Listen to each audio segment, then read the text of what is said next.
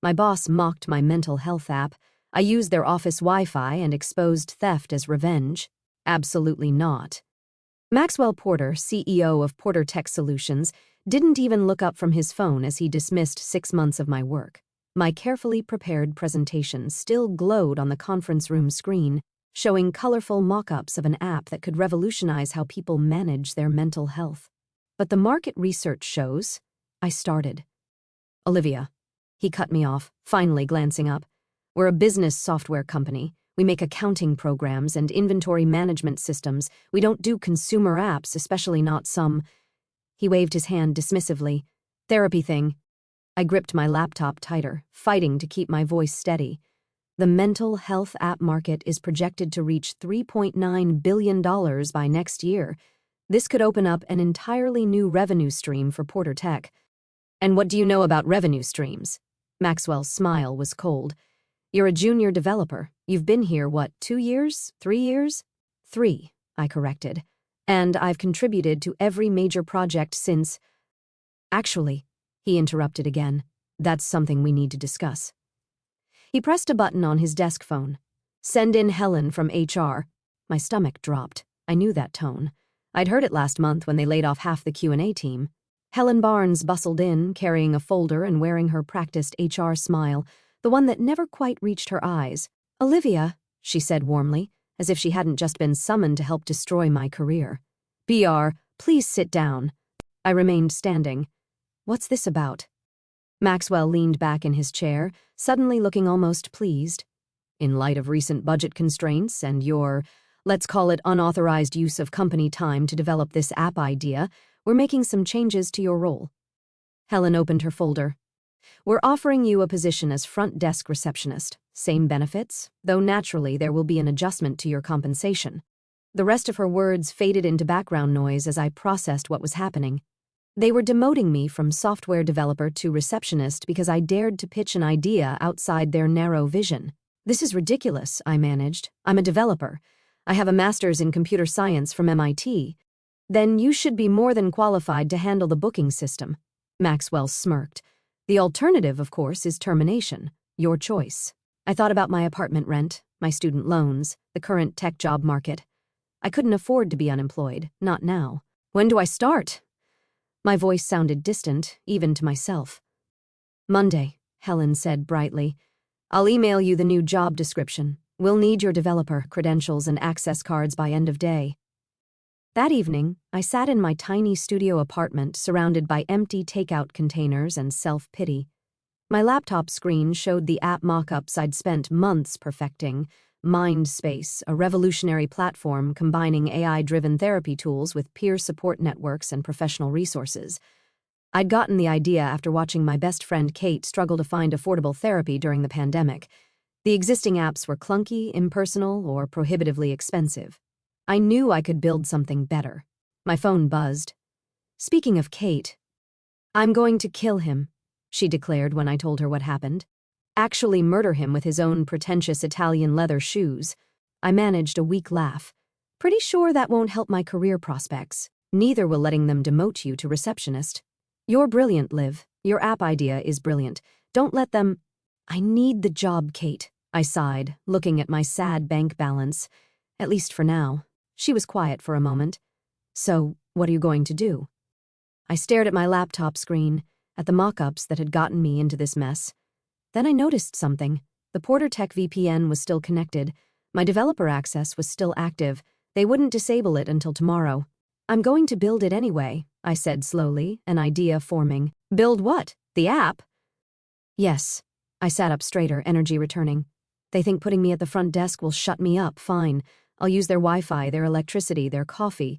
I'll build Mindspace right under their noses. Liv? Kate sounded worried. Is that legal? As long as I use my own equipment and don't touch any company code. Perfectly legal. They can't stop me from working on personal projects during downtime. But can you really build an entire app by yourself while working reception? I thought about the coding workshops I'd been running for local high school girls, teaching them the basics of app development. About Maria, the brightest student I'd ever mentored, who was now studying computer science because I showed her it was possible. I won't be doing it alone, I replied. I know exactly who to call. The next morning, before heading to Porter Tech to turn in my developer credentials, I made 3 important calls. First, to Maria, how'd you like to get some real-world development experience? Then to my college roommate Jen, now a UX designer in Seattle. Remember that app idea I told you about? I'm doing it. You in? Finally, to my cousin David, a lawyer specializing in tech startups, I need to make sure everything I'm about to do is completely legal. By Monday morning, when I took my place behind the reception desk at Porter Tech, I had a plan. My personal laptop was loaded with development tools. I had a secure cloud repository set up under a different email, and I had a team of talented people ready to work remotely. Maxwell walked past without acknowledging me, probably expecting to see me broken and defeated. Instead, I smiled pleasantly and answered the phone. Porter Tech Solutions, how may I direct your call? Between calls, I opened my laptop and began to code. The front desk turned out to be the perfect cover. No one pays attention to the receptionist. Executives would have entire conversations right in front of me about market trends, user acquisition strategies, app monetization, all valuable intelligence for my own project. I learned more about running a successful tech company in my first week as a receptionist than I had in 3 years as a developer. Maria proved to be an invaluable partner. Her fresh perspective helped us avoid the bloat that plagued most corporate apps. We coded in the evenings over video chat, her enthusiasm reminding me why I fell in love with programming in the first place. Jen's design work was extraordinary, making the interface both beautiful and intuitive. She understood exactly what we were trying to achieve, an app that felt like talking to a supportive friend rather than a cold digital tool. The work wasn't easy. I answered phones and greeted visitors all day, then coded late into the night. My apartment became a command center of sticky notes and energy drink cans. I survived on cheap coffee and determination, but slowly, mind space began to take shape. 1 month into my demotion, I overheard Maxwell talking to the head of marketing about their struggling attempts to reach younger users. I made notes and adjusted our strategy accordingly. 2 months in, a board member complained about the company's outdated UI design. I sent screenshots to Jen, who incorporated the latest design trends into our app. 3 months in, I had a working prototype. The AI algorithms were learning, the peer support network was functioning, and our first round of beta testers, recruited carefully from outside the tech industry, were providing valuable feedback. I was exhausted, but exhilarated. This was more than revenge now. This was about creating something that could genuinely help people. Then came the day that almost ruined everything. I was deep in code, fixing a bug in the notification system, when a shadow fell across my desk. I looked up to find Helen from HR wearing that same practiced smile. "Olivia, what are you working on?" I kept my face neutral, thanking every deity I could think of that my screen was angled away from her, just organizing my personal emails during lunch break.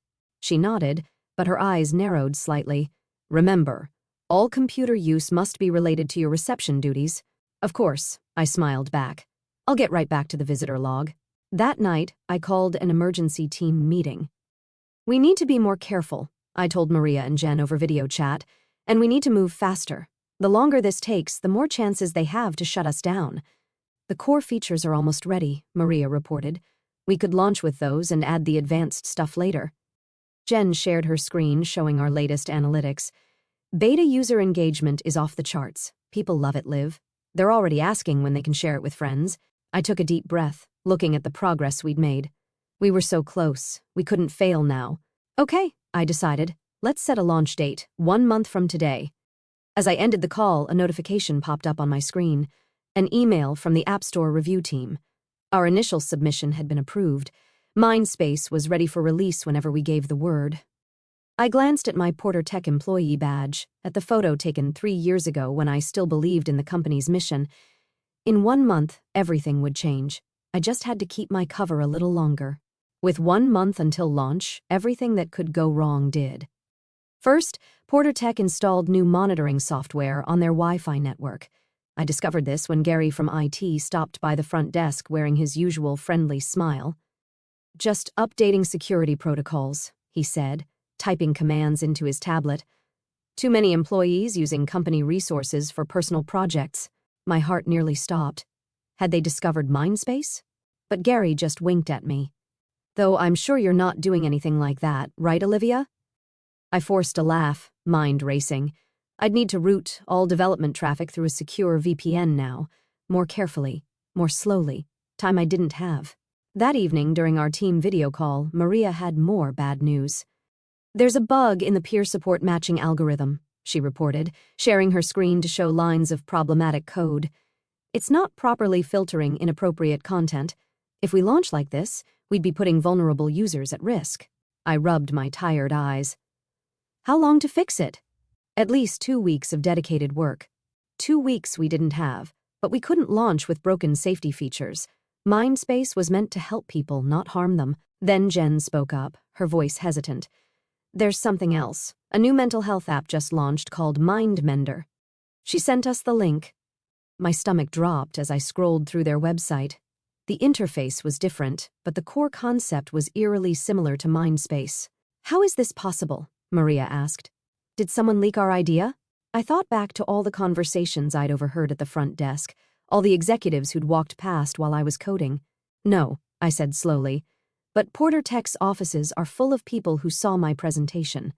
The next day, I paid closer attention to office gossip. It didn't take long to confirm my suspicions. Maxwell Porter's nephew had just launched a startup, a mental health app startup. They hadn't just rejected my idea, they'd stolen it. During lunch break, I did some digging.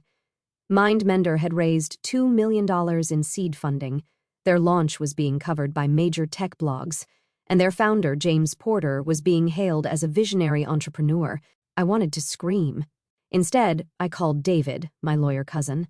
Can they do this? I demanded. Just steal my idea? Ideas aren't copyrightable, he reminded me gently. Unless you can prove they used your actual code or designs, which they didn't. They just took the concept. I slumped in my chair. So what do I do? Build something better, he said simply. You've been working on this for months. You understand the problem deeper than someone who just copied an idea. Use that. He was right. MindMender was sleek but superficial. Their AI responses were generic. Their peer support system was basically just a chat room. They'd built what they thought people wanted, not what people actually needed. That night, I gathered the team. Change of plans, I announced. We're not rushing to launch anymore. We're going to take the time to do this right. We spent the next weeks refining every feature. Maria rebuilt the matching algorithm from scratch, making it smarter and safer. Jen redesigned the interface to be more intuitive, more human. I worked through lunches, stayed late after my reception shift, coded through weekends.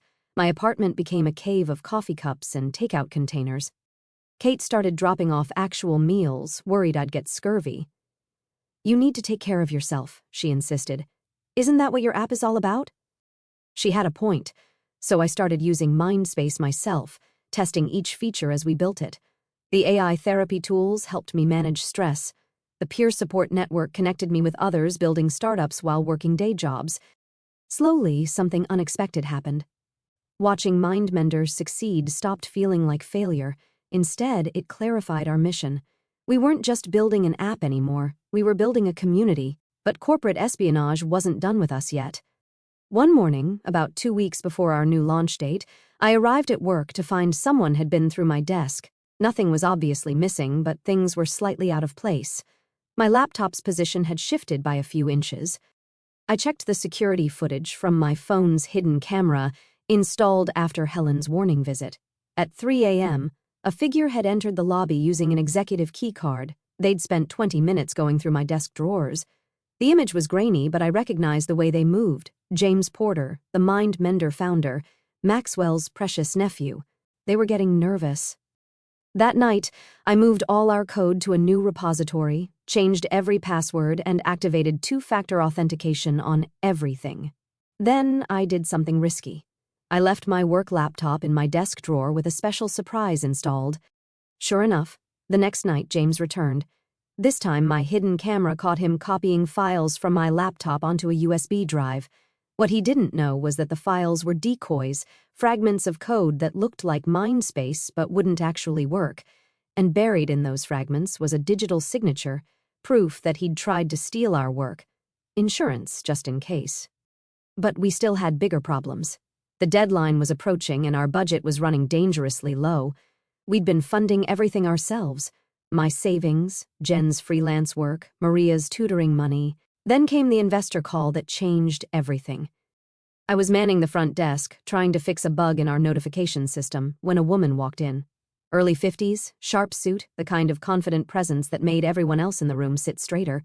"I have an appointment with Maxwell Porter," she announced. I checked the calendar. Dr. Sarah Chen from Horizon Ventures. She nodded, and I felt my heart skip. Horizon Ventures was one of the biggest players in health tech investment. As I called up to Maxwell's office, I noticed Dr. Chen glancing at my laptop screen. I quickly minimized my code window, but not before she raised an eyebrow. "Interesting architecture," she commented. "Building something?"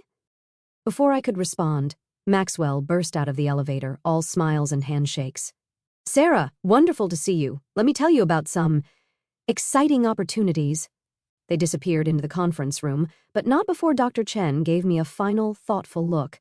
That afternoon, after they finished their meeting, Dr. Chen stopped by my desk.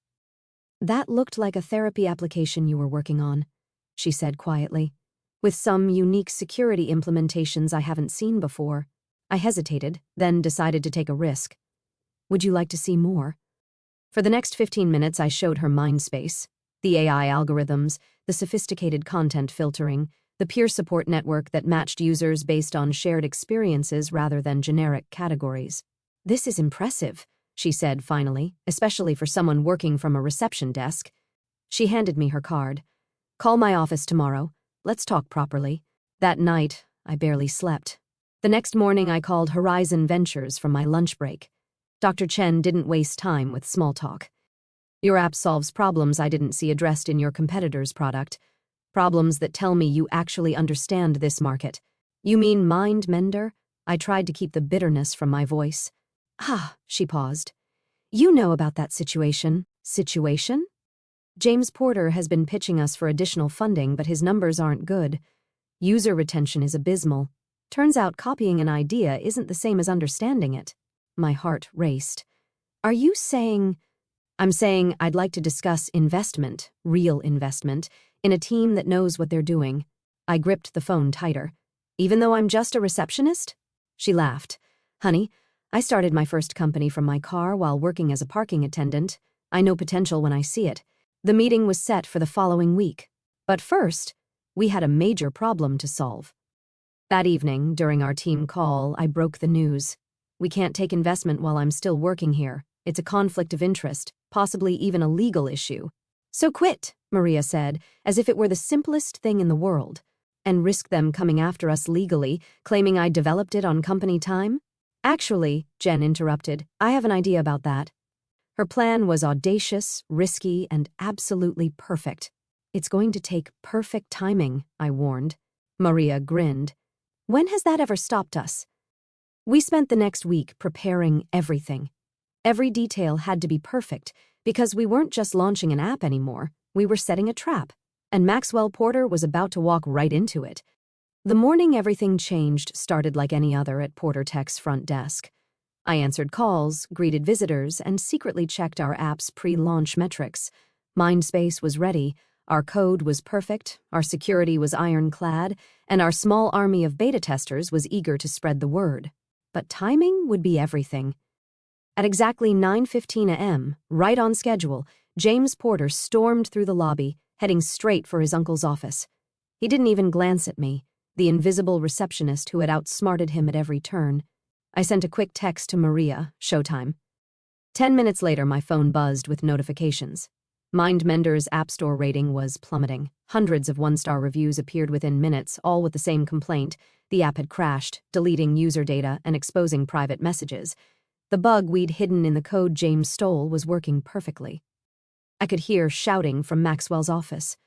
Through the glass walls, I saw James gesturing frantically at his laptop, while Maxwell turned redder by the minute. At 9:30, Helen from HR hurried past my desk, a stack of papers clutched to her chest. She didn't notice that her security badge had slipped slightly, its reflection perfectly captured by my phone's camera, another piece of evidence documented. At 9:45, Dr. Chen arrived for our scheduled meeting. I'd told her 10 o'clock, but as expected, she was early. Everything was proceeding exactly as planned. "Quite a morning for mental health apps," she remarked casually, glancing at her phone. "Have you seen what's happening with MindMender?" "I might have heard something," I replied, keeping my voice neutral. "Would you like some coffee while you wait?" She smiled knowingly. "No need. I think the show's about to start." Right on cue, Maxwell's office door burst open. He stormed toward the elevator, James trailing behind him. "We have to shut it down," James was saying. "The whole platform is compromised." "Shut it," Maxwell sputtered. "Do you know how much we've invested in this? The press release goes out in an hour." "Actually," Dr. Chen stepped forward, her voice carrying across the lobby, "I believe that press release needs some revision." Maxwell froze. "Sarah, what are you doing here?" "Supporting innovation," she said smoothly. "Real innovation, not stolen ideas packaged as original work." James went pale. "I don't know what you're—" "Save it," Dr. Chen cut him off. "We have proof that MindMender's code was copied from another project, a project that was, ironically, developed right here in your building." She gestured to my desk, where my laptop screen now displayed MindSpace's interface, nearly identical to MindMender's but with a creation date months earlier. Maxwell's face went from red to white. "Olivia?" I stood up, smoothing my receptionist blazer. "Surprise." The next few minutes were chaos. Maxwell shouted about betrayal and threatened lawsuits. James tried to delete files from his phone, not realizing we'd already documented everything. Helen emerged from HR clutching termination papers that would never be filed. Through it all, Dr. Chen watched with quiet amusement. Finally, when Maxwell paused for breath, I spoke. "Before you threaten any more lawsuits," I said calmly, "you should know that everything, from my original pitch to James stealing my code, has been documented, including some interesting financial transactions between Porter Tech and MindMender that the SEC might want to examine." Maxwell's jaw clenched. "What do you want?" "Simple. You're going to publicly acknowledge that MindMender was based on stolen intellectual property. You're going to shut it down, and you're going to stay out of my way while I launch the real thing. Or what?" Dr. Chen stepped forward. "Or Horizon Ventures will be very interested in discussing these documents with our friends at the Justice Department." The silence that followed was deafening. Then something unexpected happened. From the elevator, a slow clap began. Standing there was Gary from IT, grinning broadly. "I wondered how long it would take you to figure it out," he said, walking over. "By the way, boss, you should know that Olivia has been running her development through a private VPN. Never touched the company network. Totally legal." I checked. Maxwell looked like he might explode. "You knew about this? Knew about it?" "I helped secure it." Gary turned to me. "Need a job? My startup could use a developer with your skills." Before Maxwell could respond, his phone chimed. Then mine. Then everyone's phones in the lobby. Breaking tech news, MindSpace launches. Revolutionary mental health app takes App Store by storm. Maria and Jen had pushed the launch button right on schedule. I turned my laptop around, showing the rapidly climbing download numbers. "Oh, and you might want to check MindSpace's investor list." Dr. Chen smiled. "I'm not the only one who believes in original ideas." The names scrolled past. Major venture capital firms, tech industry leaders, mental health professionals. We'd spent weeks quietly building support, preparing for this moment. Maxwell sank into a lobby chair, defeated. James was frantically texting, probably trying to salvage his reputation. Helen had disappeared back to HR, likely updating her resume. Dr. Chen touched my arm. "Ready for that meeting now?"